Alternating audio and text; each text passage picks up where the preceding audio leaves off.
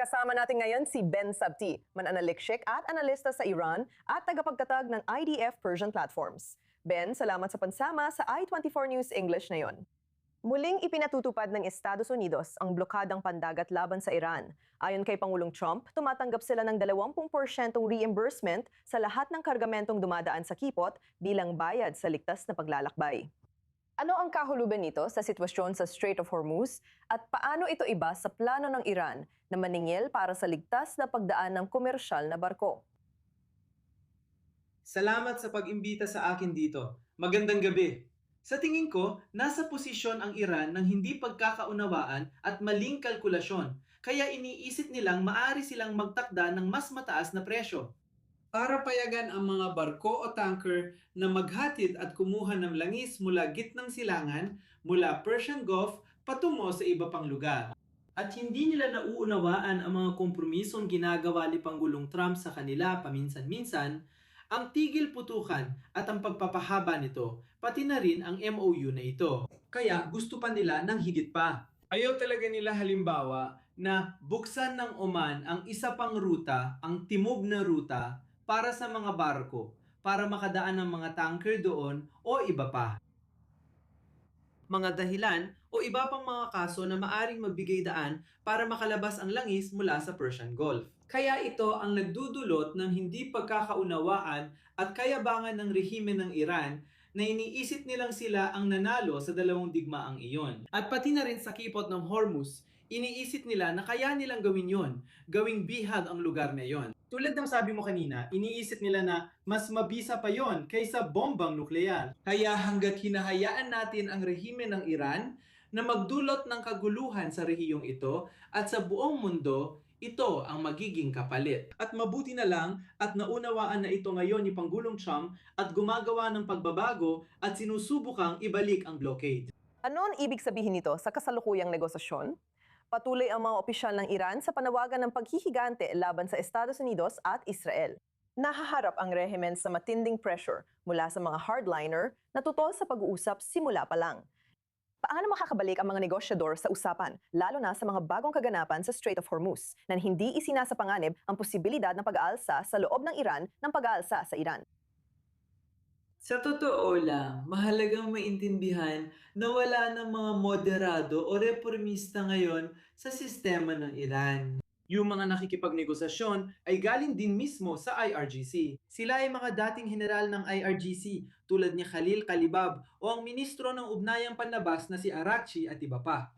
Alam lang nila kung paano makipag-usap sa mga taga-kanluran o kung paano umiti ng kaunti. Pero hindi sila nandoon para gumawa ng kahit anong kasunduan. Tandaan natin na noong si Kalibab halimbawa ay simbolikong nakipagkamay lang. Kung hindi ako nagkakamali, kay Witkoff o J.D. Vance, agad na ipinatigil ni Mujtaba ang negosasyon ng bagong leader.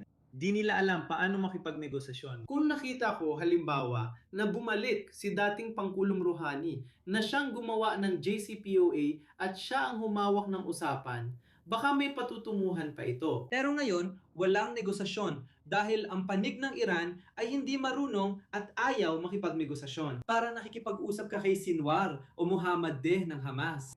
Parang kinakausap mo ang mga terorista at alam nila ito sa loob ng Iran. Ang problema ng mga negosyador na yon ay mas marami ng mga radikal kaysa sa kanila ngayon. Kaya maliit lang ang problema sa loob ng Iran, pero naapektuhan tayong lahat at hindi nila alam kung paano magdesisyon.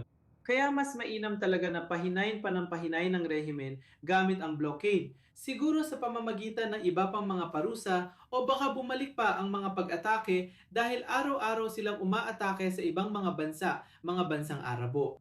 Kaya palagi ko, sila rin ang may gawa nito sa sarili nila. Pero nag-aalala ba ang rehimen sa ganitong presyon?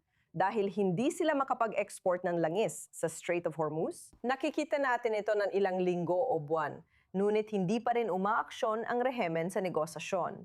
Paano mag-iiba ang sitwasyon na yon? Wala talaga silang pakialam. Sa nakaraang 2 taon, maraming protesta sa Iran. Ilang oras lang ang nakalipas, pati mga truck driver at iba pang sektor ay nagpo-protesta laban sa rehimen dahil sa sahod at sa kalagayang pang-ekonomiya. Pero di rin pinansin ng rehimen yon. Ang mga general ng Iran ay nabubuhay lang para sa sariling kaligtasan at pagpapatuloy ng kanilang pamamaraan, sistema at propaganda. Kaya itong blockade ay maaring maging magandang bagay para lalo pa silang humina. At baka yung plano na pabansakin ang rehimen ay mangyari makalipas ang ilang buwan. Oo, pero maaari na itong mangyari ngayon dahil wala nang sapat na pera ang Iran para manatili pa sa sistemang iyon. Nagawa nga nilang magbenta ng halos 50 milyong bariles ng langis nitong mga nakaraang linggo. Ito ang langis na nasa dagat, patungong China at iba pang lugar. Pero hindi ito sapat para alagaan ng buong bansa, isang bansang may 70 milyong tao. Kaya sila ay nasa napakahirap na kalagayan pagdating sa ekonomiya.